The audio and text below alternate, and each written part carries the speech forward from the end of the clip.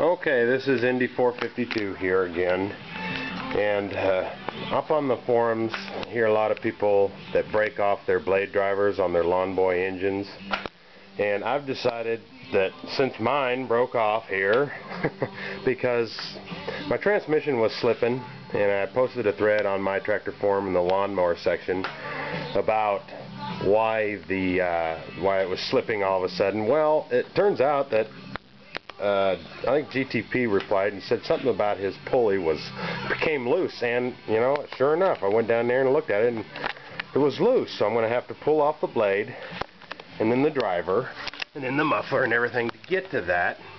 But in the process, you know, I haven't had this blade off or this driver off for quite a while.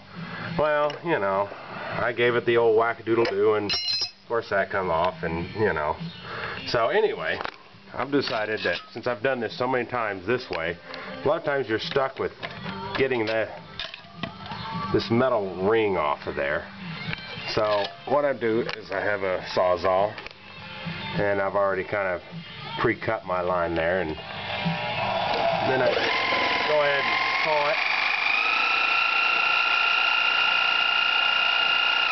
I'm not going to take it completely off right now because it's kind of hard to do one-handed while I'm holding the camera, but actually most of the time I usually don't even have to cut all the way through this because just the vibration and the heat usually jiggles it off of there before I even actually come too close. So you don't want to get too crazy with the Sawzall when you do this, because you know you don't really want to nick your crankshaft too much, but just kind of go at it at an angle.